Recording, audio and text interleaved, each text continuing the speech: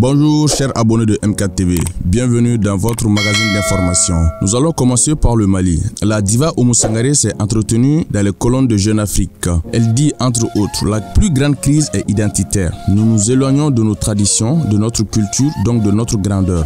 Nous sommes influencés par des puissances et des cultures étrangères qui nous ont été imposées. Conséquence, on s'éloigne de nous-mêmes. Nous ne savons plus qui nous sommes. Et surtout que les autorités de transition sont animées de la volonté de corriger les insuffisances de notre système démocratique avant de passer la main afin de nous éviter le retour à la case départ dans quelques années. Cela fait plus de 30 ans que l'on est démocrate. Cela ne marche pas. La démocratie a failli au Mali. Le système politique que nous avons expérimenté ne nous a amené nulle part. C'est au peuple de prendre réellement son destin en main, de se réveiller comme il le fait actuellement en disant non à ces dirigeants corrompus. On en a assez vu de ces dirigeants. On a vu leurs limites. Je n'aime pas aller sur le terrain politique car tout y est faux. Rester sous ce régime, c'est se condamner à dénoncer la diva. Elle rejoint ainsi ceux qui pensent que la démocratie n'a apporté au peuple malien que la misère, la corruption, le népotisme, la faillite de l'État. Comme d'autres artistes, elle a été affectée par la tension qui est entre Bamako et Paris, ainsi que par les effets de l'embargo décrété contre notre pays. Pour arriver à Paris, j'ai dû passer par Istanbul. Voilà les conséquences de cette guerre inutile qui prive la population de ses droits fondamentaux, comme ceux de la libre circulation. Direction Paris, chez Aya Nakamura. Elle a annoncé sur son compte Instagram un featuring avec l'artiste Damso. Les deux artistes collaborent sur le prochain single de la chanteuse dont la date de sortie n'a pas encore été dévoilée.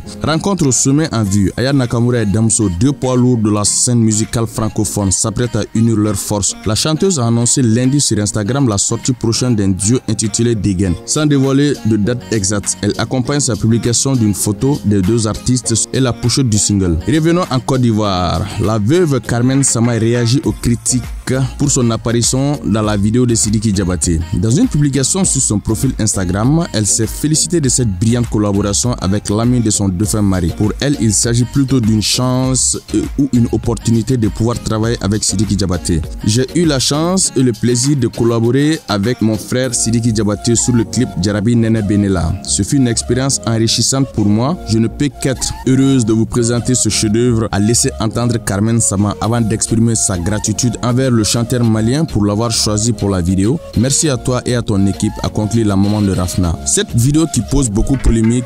Récemment, nous avons vu une vieille vidéo de Debodo Lukufa qui est en train d'injurier Sidiki Diabaté. Alors Debodo a réagi par rapport à cette vidéo, qu'il s'agit d'une ancienne vidéo et qu'il a présenté ses excuses au peuple malien. Les gens de mauvaise volonté cherchent à lui créer des problèmes. Lui, il n'est pas dans ça. Revenons au Mali. À peine âgée de 8 ans, Mami Diarra a déjà un répertoire musical très riche et varié. Chose encore plus surprenante, chez la petite fille, elle est capable d'improviser une chanson à tout moment. Le grand public malien est d'ailleurs impressionné par sa maturité. À travers ses chansons qui véhiculent des messages de paix et de cohésion sociale, son manager, qui n'est autre que son père, Daouda Diarra, ignore lui-même d'où sa fille puise son inspiration. Le rêve de Mami Diarra est de suivre les pas de Sidiki Diabaté. Récemment, Mami Diarra a reçu beaucoup de cadeaux de l'artiste Baba Sala qu'il a découvert sur un plateau. Staff de Mami Diarra remercie énormément Baba Sala pour ce geste salutaire. C'est ainsi que s'achève ce magazine d'information. Si vous aimez nos vidéos, n'hésitez pas à vous abonner à notre chaîne et à cliquer sur la cloche de notification pour ne rater aucune de nos vidéos. Merci.